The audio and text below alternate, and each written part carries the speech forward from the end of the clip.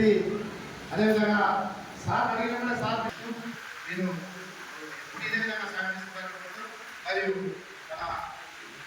Assembly నియోజకవర్గ సభ్యుడు, మంచి సభ్యుడు, అడిగినప్పుడే ఏది కాదనకుండా చేయించే వ్యక్తి మన పుట్టాల అభివృద్ధి ప్రెసిడెంట్.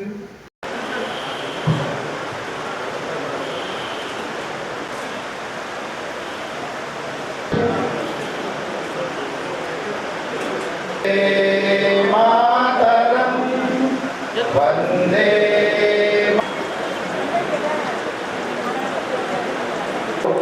మరోసారి గట్టిగా చప్పట్లతో అభినందిస్తున్నాను సార్.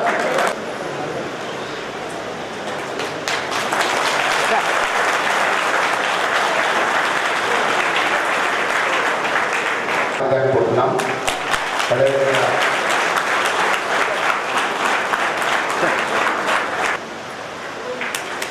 ఆ తర్వాత అచ్చమ్మ వైభవ్ గౌడ్ జమ్మూ కాశ్మీర్లో పొందారు.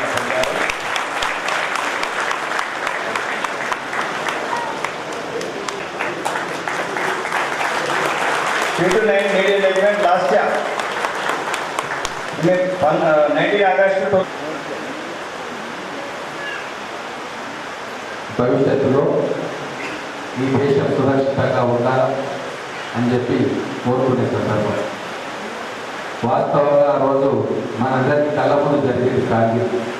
టీవీలలో లైవ్ రిలే చూస్తాం. మనం కొండలలో మన జవాన్లు ఎట్లా ఎక్కుతున్నారు, ఎట్లా పోతా ఉన్నారు, ట్రూప్స్ మూమెంట్ ఎట్లా ఉంది, అవన్నీ కూడా ప్రత్యక్షంగా మనం చూసినాం. 65 వార్ కానీ 71 వార్ కానీ అప్పుడు చాలామంది పుట్టలేదు, పుట్టిన చిన్నపిల్లలు. కానీ కార్గిల్ వార్ అనేది మన కళ్ళ ముందు జరిగిన యుద్ధం. అది అన్నిటికంటే క్లిష్టమైన సంక్లిష్టమైన ప్రదేశంలో జరిగిన యుద్ధం. బహుశా ప్రపంచంలోనే అంత ఎత్తైన ప్రాంతంలో ఇటువంటి యుద్ధాలు చాలా అరుదుగా జరుగుతూ ఉంటాయి. కానీ అటువంటి క్లిష్ట సమయంలో, అటువంటి పరిస్థితుల్లో కూడా మన జవాన్లు ప్రాణాలను లెక్క చేయకుండా మన ఆఫీసర్లు, మన జవాన్లు దేశ సమగ్రతను కాపాడుకోవడానికి ఆ రోజు ప్రాణత్యాగం చేశారు. ఎంతోమంది తెగదారులు అయింది. దాని తర్వాత మొత్తం భారత సైన్యంలో సమూలమైన మార్పులు వచ్చింది. అత్యంత ఆధునికమైన యుద్ధ సామాగ్రిని కూడా కొనుగోలు చేయడం అప్పటి నుంచే మొదలైంది. సియాచిన్ గ్లేషియర్ ఎంత కఠినమైనదో ఈ కార్గిల్ యుద్ధ ప్రాంతం కూడా అంతే కఠినమైనది. దానివల్ల ఎన్నో పాఠాలు మనం నేర్చుకున్నాం.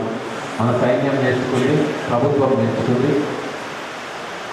ఇప్పుడు వాళ్ళందరినీ స్మరించుకుంటూ భవిష్యత్తులో మన రిటైర్డ్ ఆర్మీ వాళ్ళకి ఏమేమి సౌకర్యాలు కల్పించాలో మన మహబూబ్ నగర్ జిల్లాలో ఉన్న వాళ్ళందరికీ ప్రభుత్వ పరంగా సాయం చేయాలని దాంట్లో మీ అందరికీ కూడా నేను సంపూర్ణ సహాయ సహకారాలు అందిస్తాను.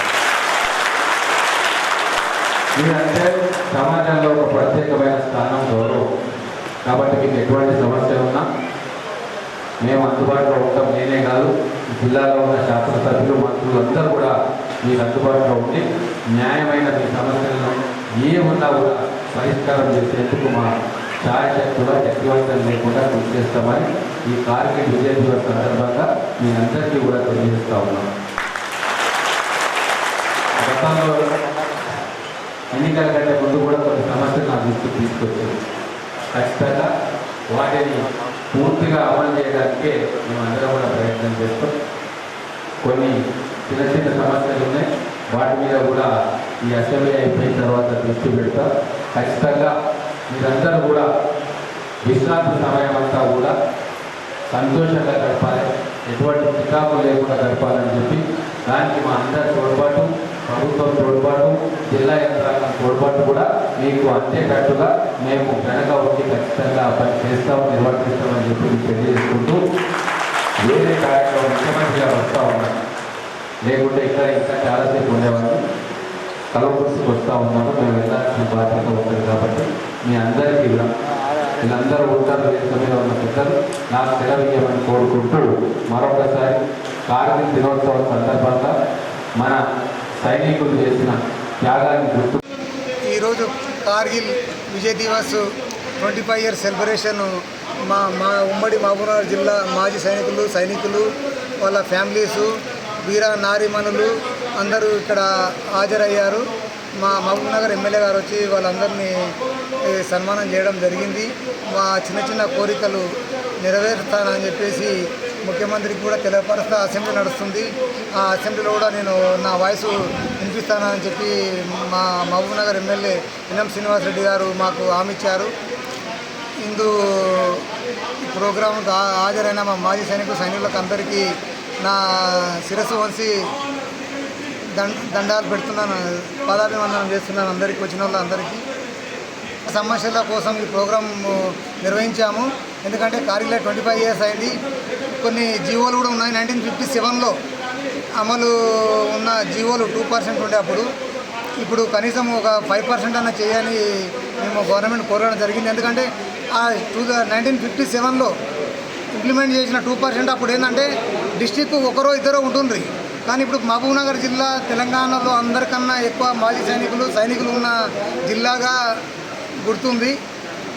దగ్గర ఇంచుమించు 10,000 పైన రిటైర్మెంటు సర్వీసులు కలిసి 10,000 పైన మన తెలంగాణలో టాప్ నెంబర్ 1 పొజిషన్లో మన మహబూబ్నగర్ జిల్లా ఉంది. కాకపోతే ఏంటంటే అప్పుడు డిస్టిక్ 2-3 ఉండేవాళ్ళు సర్వీస్లో. ఇప్పుడు కనీసం ప్రతి ఊర్లో 5 మంది 20 మంది, మన ఈ కూచూరులో దగ్గర 200 మంది ఉన్నారు, వెంకటపల్లిలో ఒక 100 మంది ఉన్నారు. Indian veteran organisation Telangana state general secretary.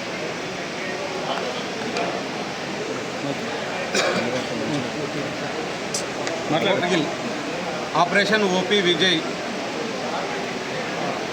సేనా పరిభాషలో OP Vijay, operation Vijay Kargil Diwas 26 July 1990 రోజు విజయ దినంగా విజయకేతనం ఎగరవేసి మనం కార్గిల్ యుద్ధంలో పూర్తి స్థాయిలో జాస్ సెక్టార్లోని టైగర్ హిల్ను భారతదేశం కైవసం చేసుకొని మన సేన అక్కడ కబ్జా తీసుకొని త్రివర్ణ పతాకం ఎగరవేయడం జరిగింది. ఆ త్రివర్ణ పతాకం భారతీయ సైనిక త్యాగానికి మరో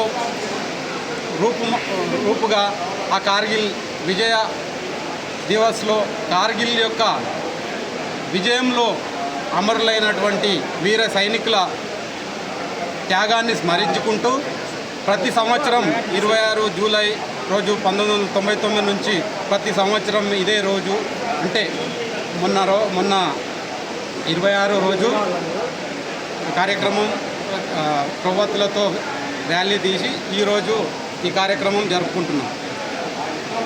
అదేవిధంగా ప్రతి సంవత్సరం వాళ్ళని స్మరించుకుంటూ ఆ యుద్ధంలో కార్గిల్ విజయ్ దివస్ను ఇంత పెద్ద ఎత్తున మహబూబ్నగర్ డిస్ట్రిక్ట్లో చేయడం అనేది దేశంలో ఎవ్వరు చేయడం లేదు. మేము ఈ మీటింగ్ నుంచి మన గవర్నమెంట్కు రిక్వెస్ట్ చేయడం ఏంటంటే ఫస్ట్ క్యాంటీన్లో రేట్లు 133% పెంచింది. అంటే ఒక సైనికుడి పైన 16,000 వచ్చే సైనికుడి పైన నెలకు 4,000 రూపాయల భారం పడుతుంది. కనీసం ఆ క్యాంటీన్ తగ్గిస్తే ఆయనకు 4,000 రూపాయలు మిగిలినట్టు వాడు ఫ్యామిలీతోని హాయిగా క్యాంటీన్ సామాన్ తెచ్చుకొని ఉంటాడు. రెండవది మేము ఎక్స్ సర్వీస్ మెన్ అంటే అందరికంటే పెద్ద రిజర్వేషన్ ఇవ్వాలి. ఆ రిజర్వేషన్ లేదు. రిజర్వేషన్ గవర్నమెంట్ ఏంటంటే వేరే వాళ్ళకి ఎవరెవరికి ఇస్తారో అది మీ అందరికీ తెలుసు. కానీ ఎక్స్ సర్వీస్ మెన్ అనేది కూడా ఒక పెద్ద రిజర్వేషన్ డిజర్వింగ్ అన్నట్టు. కానీ దానికి ఎవ్వరూ ముందుకు రావడం లేదు. నేను ఈ మీటింగ్ ద్వారా మీ టీవీ ద్వారా చెప్పేది ఏంటంటే మాకు కూడా రిజర్వేషన్ ఇవ్వాలి. మా వాళ్ళ నుండి సెక్యూరిటీ గార్డు ఈపీ అని చూస్తున్నారు, అది కాదు. మా ఎక్స్పీరియన్స్ను మా సిన్సియారిటీని విలేజ్లలో వాడుకోండి. లోకల్ బాడీలో రిజర్వేషన్ ఇవ్వండి. సర్పంచ్ ఒక ఊర్లో ఎస్సీ క్యాండిడేట్ ఉంటారో నాకు రిజర్వేషన్ పెడతారు. అక్కడ బీసీలు తక్కువ ఉంటారు, అక్కడ రిజర్వేషన్ పెడతాం. మమ్మల్ని ఎందుకు పెట్టవద్దు? ఎక్స్ సర్వీస్ మెన్లకు పెడితే ఏమవుతుంది అంటారంటే వాళ్ళు ఆ ఊరికి చేస్తారు. అంత వాళ్ళ ఇంటిగ్రిటీ కానీ వాళ్ళ నియత్తు వాళ్ళది అంతా చాలా బాగుంటుంది. వాళ్ళని వాడుకునే పరిస్థితి ఎక్కడ లేదు. అందుకు మేము మీటింగ్ ద్వారా చెప్పేది ఏంటంటే ఒకటి క్యాంటీన్ ఫెసిలిటీ మమ్మల్ని అప్గ్రేడ్ చేయాలి. ఎక్స్ సర్వీస్ మెన్ వాళ్ళని అప్గ్రేడ్ చేయాలి. వేరే వాళ్ళకి ఏ విధమైన రిజర్వేషన్ దొరికితే బాగుపడాలి. నాకు ల్యాండ్ ఉంది, నేను లోన్ తీసుకున్నా, కానీ నాకు మా పెద్దలు కార్గిల్ గురించి చెప్పారు, దేశం గురించి చెప్పారు, ఎక్స్ సర్వీస్ మెన్ల గురించి చెప్పారు, మాజీ వీర సైనికుల గురించి చెప్పారు. నేను ఒకటే కోరుతున్నాను గవర్నమెంట్ని. గత ప్రభుత్వము ఎక్స్ సర్వీస్ మెన్కు వచ్చే పెన్షన్లు 22,000 పెన్షన్ వస్తుంటే దాన్ని ఈరోజు క్యాంటీన్ రేటు పెంచి ఎక్స్ సర్వీస్ మెన్కు ఒక్కొక్కరు క్యాండిడేట్కు 4,000 5,000 రూపాయలు ఖర్చు అవుతున్నాయి పెన్షన్ వచ్చే పెన్షన్లోకి వెళ్ళి. ఆ ప్రభుత్వం చేసిపోయింది కాబట్టి ఇప్పుడు వచ్చిన ప్రభుత్వం అన్న చేస్తుంది, మాకు మేలు కరుస్తుందని చెప్పి కూడా మస్తు ట్రై చేస్తున్నాము, ఎన్నో లెటర్లు ఇస్తున్నాము. ఎవరు దీని గురించి మాట్లాడడం లేదు. ఎలక్షన్ల ముందు మాట్లాడుతారో ఎన్నో హామీలు ఇస్తారు కానీ ఎలక్షన్ల తర్వాత ఒకరు కూడా హామీ ఇవ్వడం లేదు. అది క్యాంటీన్ రేటు తగ్గిస్తే మాకు ఎంతో కృషి అవుతుంది. దాంతోపాటు ఎక్స్ సర్వీస్ మెన్ల ఎన్నో సంవత్సరాల నుంచి సాగు చేసుకున్న భూములని మాకు ఇచ్చిన గవర్నమెంట్ ల్యాండ్ అని టీఆర్ఎస్ గవర్నమెంట్ బీఆర్ఎస్ గవర్నమెంట్ అంతకుముందు ఉన్నప్పుడు ఎక్స్ సర్వీస్ మెన్ బంద్ చేసింది ఎన్ఓసీలని. అదే బట్ట విక్రమార్క గారు అసెంబ్లీలో ఆ రోజు అడిగారు కేసీఆర్ గారిని, వాళ్ళు పేదవాళ్ళు, వాళ్ళు ఇట్లా చేసుకున్నారు, వాళ్ళ పిల్లల భవిష్యత్తు గురించి దాన్ని అమ్ముకోవడానికి ఎన్ఓసీ జీవో ఉంది. కానీ ఇప్పుడు వచ్చిన ప్రభుత్వం కూడా బట్టి విక్రమార్క అసెంబ్లీలో కూర్చున్నాడు కానీ ఈ రోజు కూడా వారు కూడా దాని ఎన్ఓసీ గురించి మాట్లాడడం లేదు. సో ఇలా ఎన్నో సమస్యలు ఉన్నాయి మాకు. సో దీన్ని తీరిస్తే ఈ గవర్నమెంట్కి మేము కూడా సపోర్ట్గా ఉంటాం, సపోర్ట్గా